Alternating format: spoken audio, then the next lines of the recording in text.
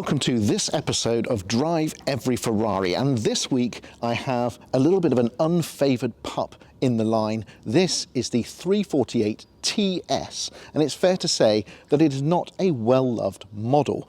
I'm remaining completely open-minded about it, but it has to be said that Ferrari CEO Luca de Montezuma said this was one of the worst cars that Ferrari has ever made. So this week we get to find out whether that's true, or in fact, has the 348 had a bit of a bad rap.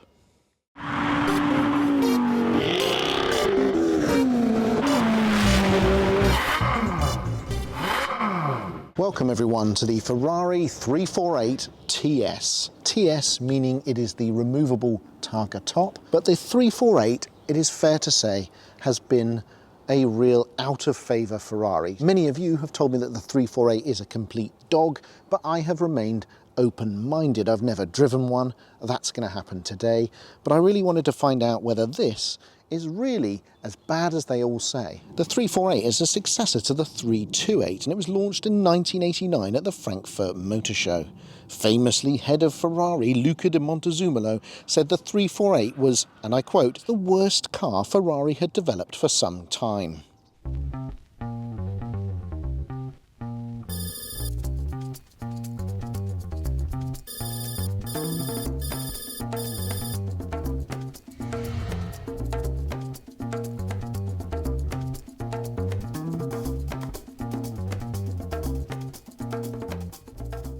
This is an early 1990 car, but post-1993 ones benefited from a host of improvements, including fuel injection, engine compression, an improved starter motor and a relocated battery. They were also called GTBs and GTSs. It weighs 1,393 kilograms dry, so figure around about 1,500 wet. The 348 sits on independent double wishbone suspension all round, coil springs, anti-roll bars and telescopic dampers. This is the 348's 3.4 litre quad cam V8, naturally aspirated, and the car's name is derived from the engine, 3.4 litres with a V8 engine, 348. This is a dry-sumped V8 which has actually been taken from the Mondial T, which might go some way to explaining why it's maybe not the quickest thing in the world. 0 to 60 for the 348 TS is 5.6 seconds, and it delivers 300 brake horsepower from a 3.4 litre V8 naturally aspirated engine. Top speed is 174 miles an hour. The engine generates 239 pounds-feet of torque, which is 324 Newton-meters. You get Nikasil steel cylinder liners, Motronic 2.5 fuel injection, and the gearbox is transverse and at the back of the engine. One of the innovations of this car is that Ferrari made the rear subframe removable to allow the engine to be taken out a lot more easily, which of course means less service costs. As we look around the car though, there's a lot to like. I really love the way that the front end looks like a Testarossa. I really love the way that they have borrowed the Testarossa slats from the sides to aid cooling, and actually it looks like quite a small beast compared to its successor, the 355. It's got a really cool black slatted grille across the rear headlights, sort of like the Challenge cars do. The 348 has got quite cool slats across the engine, and actually if you look closely you'll see that there's quite a complex curved piece of glass here on the rear screen. That looks pretty expensive to replace. And inside it's all very 80s, 90s Ferrari. And it's all cream leather and black sticky switchgear. Entry is through this little push button switch, which the 355 improved massively with its underarm hidden catch. And also the lock is sat above it, which means that all those Italians with their big jangly bunch of keys get to scratch the whole door in the process. Inside the car, it is quite 355 in here. You've got a sort of rear shelf behind the two cream leather seats, quite a big storage compartment for your knickknacks. The engine compartment is accessed through pulling up a little lever, just like the 355, and the same for the front boot, or frunk, where you pull the same lever as you do in the 355. And incidentally, the boot space is pretty similar to the 355's as well. Overall then, I think the 348, or 348 if you're in America, has aged pretty well, at least as good as the 355 in my opinion. And I didn't think I'd be saying that today. Well, it's kind of like a best of the 80s collection for Ferrari. Bit of front Testarossa, bit of side Testarossa. The main thing to consider though today is how does it drive? Because of course we all know the 355 is one of Ferrari's absolute Great. Is the 348 a donkey? Is it horrible to drive? Is it worse than a 328 and therefore they had to junk the whole plans and reinvent it for the 355? Who knows? Let's find out. Here we go then, folks. DriveEveryFerrari drives the 348 TS, the targa-topped version of the 348.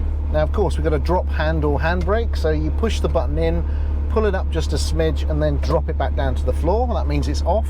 And in front of me, I've got what can only be described as cannonball run-esque dials. So you have this awesome orange typography, quite a small steering wheel, no airbag, obviously that came in with the 355. You've got quite a few 355 cues in here, so the vents are the same, some of the door handle stuff is, the seats feel the same, but other than that, it's kind of the same but different.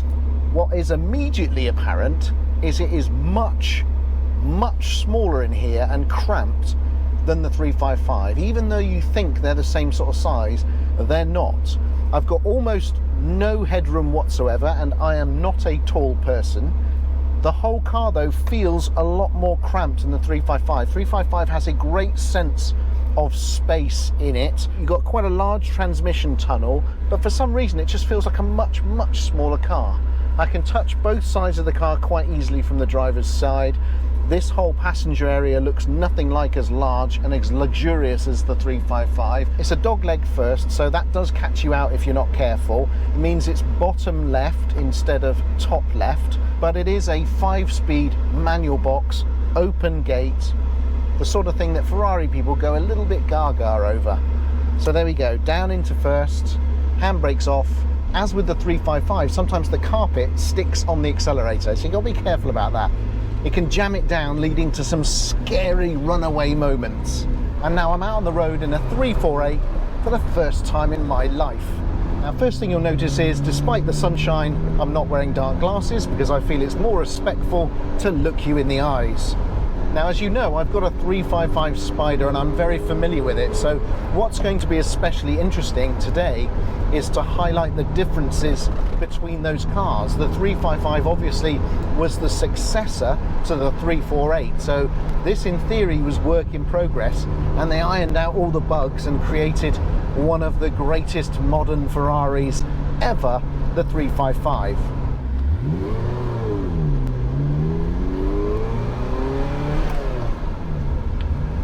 Straight away, one of the things I notice is it feels like a lighter car than the 355. It doesn't feel as wide, the wheelbase doesn't feel as long, and it feels like a lighter car with more low-down grunt.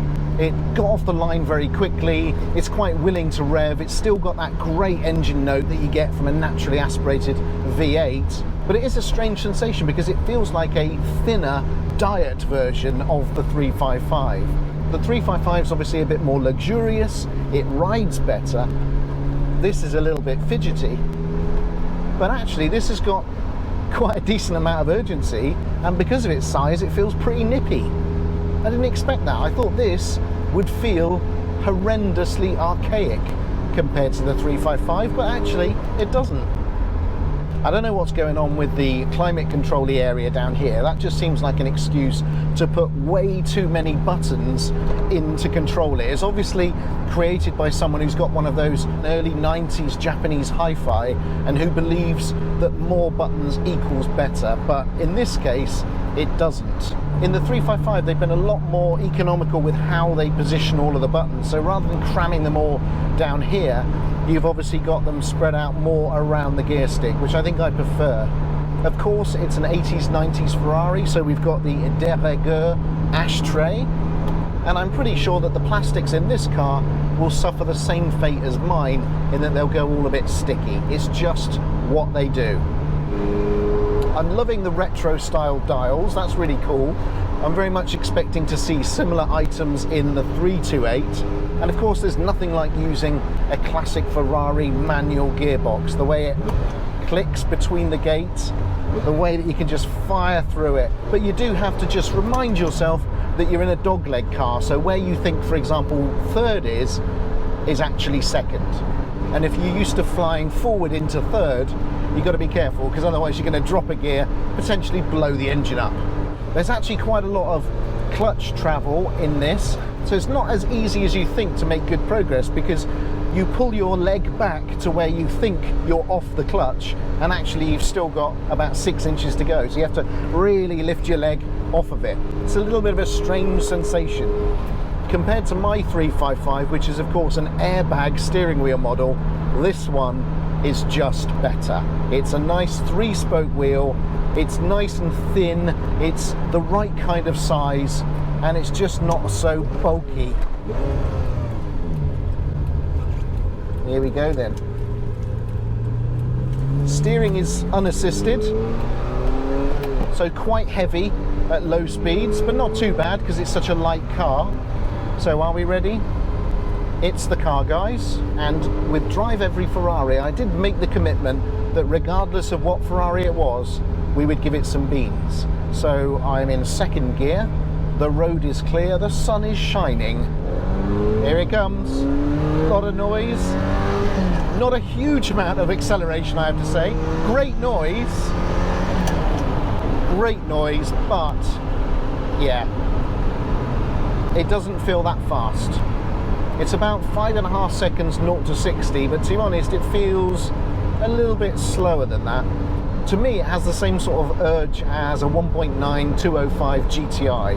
What I'm trying to say is that it doesn't blow your head off, but you do get a cracking exhaust note. So let's see what it's like on some twisty bits, shall we? There we go. Try not to ground it out. Oh yeah. It does turn in pretty well.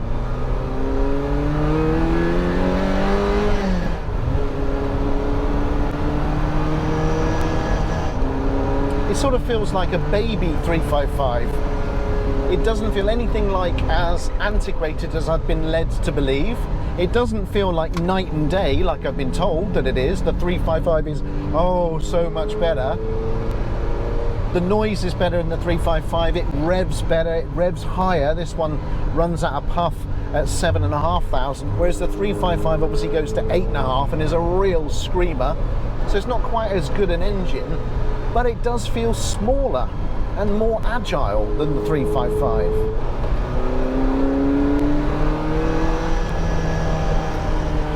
And modern rubber, of course, means that you don't have that sort of solid state feel that you used to get in the early cars. If anything, I think it turns in a little bit better than the 355, but that of course might be because I've got the Spider and not the hardtop.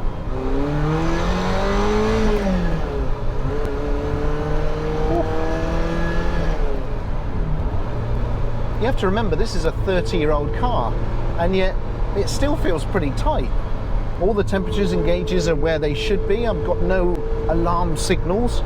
It stops really well. The brakes are really confidence-inspiring. The engine's got a lot of shove. It sounds pretty good, and it looks pretty good. I think the 348 has aged remarkably well. Whether it's because it's got those Testarossa side intakes, which I think look good on any car. From where I'm sitting, it seems a pretty big shame, actually, that people have dissed the 348 for so long. I don't think it's that bad. I think it's a great little car.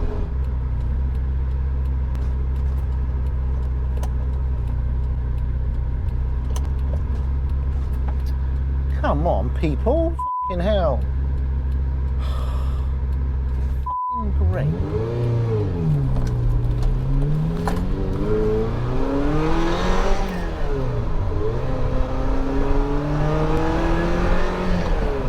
I can tell you one thing though, based on that evidence, no one lets you out of a turning. So what do I like and dislike then about the 348? Well, I like the looks of the thing. I think it's aged quite well. It's quite diminutive, and I'm always a bit of a sucker for those Testarossa side vents. I really like the dials and the steering wheel. I like the brakes, and I like the noise. What I don't like about this car, the steering is heavy and a little bit cumbersome even when you get going. The interior climate control buttons are horrendous and really cheapen the whole cabin, and it's not that fast. It's nippy, but it's not that fast, and I think probably this is where Luca de Montezemolo was coming from, because you expect a Ferrari, even one at that time, to be faster than your average hot hatch, and I'm not sure in the real world whether this really was. I think maybe Luca was a bit annoyed that you didn't get the full Ferrari, full fat experience with this car, which is why they set upon perhaps the greatest series of improvements in any car manufacturer, and they came up with the 355, which, yeah, is superb.